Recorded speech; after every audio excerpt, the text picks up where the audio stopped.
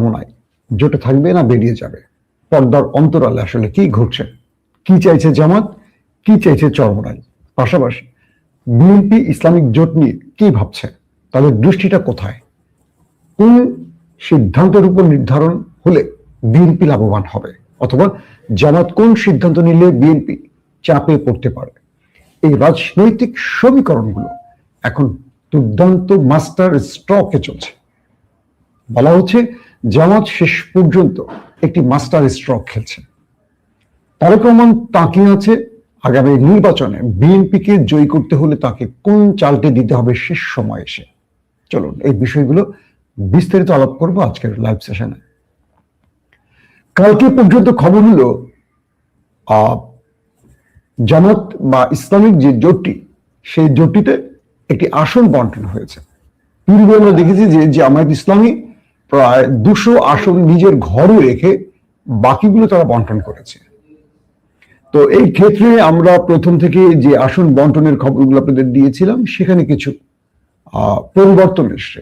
সেই পরিবর্তন দেখা গেছে যে জামাত ইসলামী নিজেদের ঘরে রেখেছে, অর্থাৎ তাদের পক্ষে রেখেছে 179, অর্থাৎ 179, 179টি আসন জামাত তার পক্ষে রাখছে।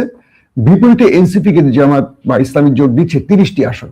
বাংলাদেশ খেলাফত মজলিস তাদেরকে দেয়া হচ্ছে 20টি আসন, খেলাফত মজলিস তাদের দেয়া হচ্ছে 10টি। একটি হলো বাংলাদেশ খেলাফত মজলিস, অন্যটি খেলাফত মজলিস। এই দুটো মিলে 30টি পাচ্ছে 20 এবং 10।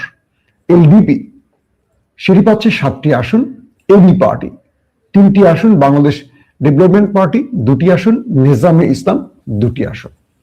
তো এখানে এই আসন বন্টনের পর নবী আর থাকে 45 বা 46টির মতো আসন। এই আসনটা খালি রেখেছে জামায়াত ইসলামী। তাদের পরিকল্পনা হলো যদি ইসলামী আন্দোলন বাংলাদেশ মানে চরমোনাই যদি আসে, সেক্ষেত্রে এই আসনটা তাদের দেয়া হবে। এটা ছিল কালকে রাতে জামায়াত ইসলামীর প্রেস ব্রিফিং এবং সিদ্ধান্তের আলোকে আসন বন্টন। কিন্তু ভেতর থেকে যে খবরগুলো আমাদের কাছে বারবার আসছে এই মুহূর্তে, বা চরমোনাই শিবিরের সাথে আমাদের আলাপচারিতার মাধ্যমে চরমোনাই শীর্ষ দুজনের সাথে আমার কথা হয়েছে কয়েক দফা রাতে। তো সেখানে আমি এইটুকু বুঝতে পারছি যে হয়তোবা এখন পর্যন্ত যদি রাতের পর সকালে কোনো সিদ্ধান্ত পরিবর্তন না হয়, সেক্ষেত্রে চরমোনাই এই জোট থেকে বেরিয়ে যেতে পারে এমন একটি আভাস তারা দিয়েছেন।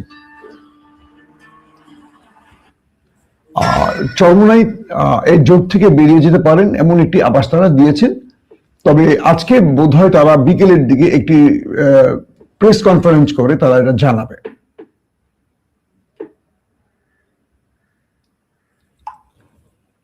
এখন বিষয়টা হলো যে যদি চরমোনাই জোট বেরিয়ে যায় তাহলে কি হতে যাচ্ছে আগামী সময়গুলোতে, বা জামাত জোট কি কোনো রকম বড় চাপে পড়ে যাবে?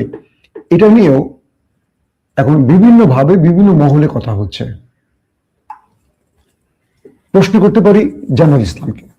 আমি জামাতের একজন শীর্ষ নেতার সাথে কথা বললাম, তারা কি সিদ্ধান্ত নিচ্ছে যদি চরমোনাই বেরিয়ে যায়।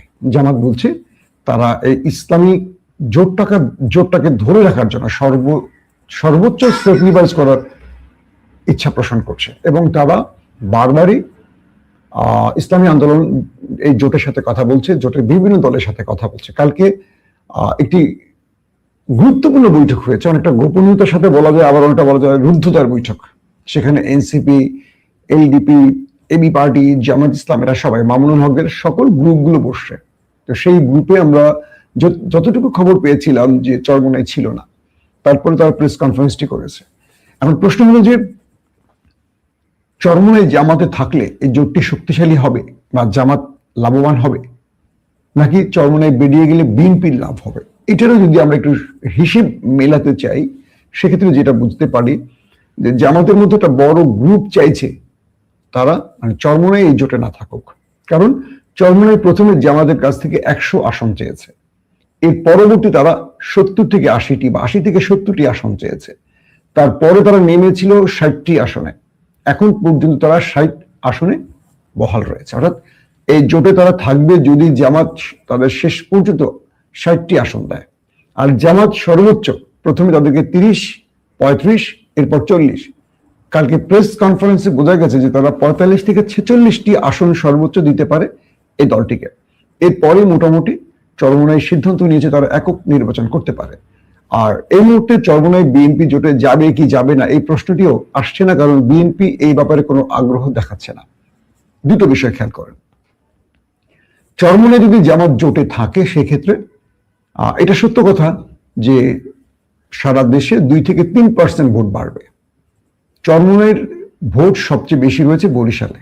বরিশালে তাদের বলা হচ্ছে কয়েকটি জরিপে যে 6% ভোট আছে বা 7% ভোট আছে, কিন্তু বরিশালের বাইরে সারা দেশের যদি আমরা হিসেব কষি সেখানে 1.5% থেকে সর্বোচ্চ 3% ভোট চরমোনাই রয়েছে। তো বিএনপির বিরুদ্ধে যদি জামায়াতকে ক্ষমতায় যেতে হয়, বিভিন্ন নিরপেক্ষ সংস্থার যে জরিপ, সেই জরিপ বলছে যে জামাত ইসলামের ভোট রয়েছে, মানে সকল দলগুলোর যে পারসেপশন সে হিসেবে জামাতের ভোট রয়েছে 35 থেকে 37%, এবং এনসিপির যে জরিপটি এসছে সেখানে বলা হচ্ছে এনসিপির ভোট রয়েছে 7 থেকে 8%। তাহলে আপনি জামাতে 35 বা 37-এর সাথে যদি 8 যোগ করেন বা 7 যোগ করেন, তারপর এবি পার্টি, তারপর রয়েছে খেলাফতে মজলিস এবং বাংলাদেশ খেলাফতে মজলিস মানে মামুনুল হকদের দল, এবং রয়েছে এলডিপি। তো আমরা এই এলডিপি বা এবি পার্টি এটা সারা দেশে এদের এখনো ভোটের সেই পরিসংখ্যান হিসেবে আনা যাবে না, এটা মাইনাসের ক্যাটাগরিতে আছে, নতুন দল। আর এনসিপির ভোটার থাকার কারণ হলো যে তারা জুলাইয়ের একটি দল এবং তরুণদের দল, তরুণদের মধ্যে এই জরিপটিতে দেখা গেছে তাদের জনপ্রিয়তা 7%-এর কোঠায় রয়েছে। তবে এখানে ইন্টারেস্টিং ব্যাপার হলো যে খেলাফতে মজলিস বা বাংলাদেশ খেলাফতে মজলিস বা মামুনুল হকদের এই জামাত ইসলামের জোটে থাকার কারণে যেটা হবে যে কাউমি ভোটগুলো জামাতের ঘরে আসবে, অর্থাৎ বাংলাদেশে একটা বিশাল সংখ্যক ভোট রয়েছে কাউমিদের। পাশাপাশি এই কাউমিরা যদি জামাতের বাইরে থাকতো, এরা জামাতের বিরুদ্ধে প্রচন্ড পরিমাণে প্রচারণা মানে উল্টো প্রচার চালাতো। তো এটি এবার হবে না, কারণ এদেরকেও প্রায় 30টি আসন দেওয়া হচ্ছে, 20টি এবং 10টি করে। তো কাউমিদের এই ভোটগুলো জামাতের যোগ হবে। এক্ষেত্রে এই জোট থেকে বেরিয়ে যাওয়ার কারণে সবচেয়ে বড় চাপে পড়বে চরমোনাই। আমি এই বিষয়টি চরমোনাইদের 2-1 যারা শিষ্যদের সাথে, আমার শীর্ষ নেতাদের সাথে কথা হয়েছে, তাদেরকে আমি বলেছিলাম যে আপনারা বড় চাপে পড়ে যাবেন, কারণ এই পর্যন্ত কখনো চরমোনাই কোনো একটি আসন বিজয় লাভ করতে পারেনি। আমি আমার আগের লাইভগুলোতে আপনাদের বলেছিলাম যে চরমোনাইয়ের প্রবলেমটা হলো রাজনৈতিক ক্যাটাগরিতে চরমোনাই যে প্রবলেমটা পড়ে সেটা হলো এদের ভক্ত অনুরাগী বা অনুসারী যথেষ্ট রয়েছে মোটামুটি বাংলাদেশে, কিন্তু এদের ভোটার কম। ভোটার কম মানে হলো যারা আওয়ামী লীগ করেন, জাতীয় পার্টি করেন বা যারা বিএনপি করেন, এরা মোটামুটি দিনের কাজে চরমোনাইয়ের মাহফিলে আসেন বা চরমোনাইয়ের অনুসারী হন। এরা শুধু ধর্মকে কেন্দ্র করে এই মানে কি বলবো চরমোনাই বা ইসলামী আন্দোলনের জোটে আসে, তারা মাহফিলে আসেন বা তারা যে দিনের খেদমত করেন বাংলাদেশের বিভিন্ন প্রান্তে, আলহামদুলিল্লাহ তারা অনেক ভালো কাজ করছেন চরমোনাইয়ের ভাইয়েরা। এখানে মানুষ সওয়াবের আশায় আসেন বা দিন শিক্ষার জন্য আসেন, কিন্তু ভোটের ক্ষেত্রে এরা আওয়ামী লীগ বা বিএনপি কি বেছে নেয়, চরমোনাইকে ভোট দেয় না। এটা মনে করে যে রাজনীতি আর ধর্ম আলাদা, রাজনীতি তারা ভোট নৌকায় দেবেন। অধিকাংশ ক্ষেত্রে দেখা যায় নৌকায় ভোট পায় চরমোনাইয়ের অনুসারীদের ভোট, আপনারা মিলিয়ে দেখবেন আমি মিথ্যা বলছি কিনা। এবং অনেক ক্ষেত্রে বিএনপিও ভোট কিছু পায়, কিন্তু চরমোনাইয়ের ভোটগুলো খুব কম, মানে একেবারে যদি বলি যে মাইনাস, তারা জামাতে পড়ে ভোটগুলো। তো হিসেবে কয়েকটি জরিপ সংস্থার সাথে কথা বলে যেটা বুঝলাম, তারা বলছে যে চরমোনাইয়ের অনুরাগীরা তারা জামাতে আসতে চায় না বা জামাতে ভোট দিতেও চায় না।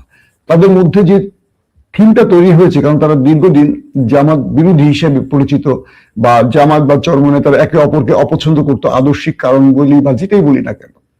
তো চরমোনাইয়ের যেহেতু চেইন অফ কমান্ড জামাতের মতো স্ট্রং না, যেমন জামাতের কেন্দ্রীয় আমির যদি বলে দেয় বা ছাত্র শিবিরের কেন্দ্রীয় প্রেসিডেন্ট যদি বলে দেয় এটা টেকনাফ থেকে তেতুলিয়া এটাই হবে, ওটা আর হবে না। কিন্তু চরমোনাইয়ের আমরা দেখছি যে বরিশালের মতো জায়গায় যেখানে চরমোনাই খুব স্ট্রং, সেখানেও তারা কখনো একটা আসন দূরের কথা একটা পৌরসভার বিজয় জিততে পারে না। তাহলে ভোটগুলো কোথায় যায়, এত মানুষ কোথায় যায়? কারণ তারা ভোটের সময় ওই আওয়ামী লীগ বিএনপি কি বেছে নেয়। তো এখন যদি চরমোনাই জামাতের জোটে আসে, নিঃসন্দেহে ইসলামের খেদমত হবে একটি বাক্স, ইসলামের জন্য একটা শক্তিশালী প্ল্যাটফর্ম তৈরি হবে। কিন্তু চরমোনাই জামাতকে এটুকু আশ্বস্ত করতে পারবে যে তাদের সকল ভোট ইসলামিক জোটে পড়বে, নাকি এখান থেকে বিএনপি জামাতে ভাগ হয়ে যাবে, একটা ব্যাপার। তাহলে চরমোনাইকে জামাত যদি 50-60টি আসন দিয়ে দেয়, এই আসনগুলোর অনেক জায়গায় দেখা যাবে যে জামাত বিজয়ের সম্ভাবনা আছে, কিন্তু চরমোনাইয়ের সাথে কোয়ালিশনের জন্য বা জোটের জন্য এগুলো তাদেরকে দিতে হবে। দেওয়ার পরে দেখা যাবে যে এই আসনগুলোতে জামাতের ভোটে চরমোনাই হবে, কিন্তু চরমোনাই যে আসনগুলোতে জামাতকে ভোট দেওয়া উচিত, চরমোনাই লোকগুলো সেখানে ভোট দিল না।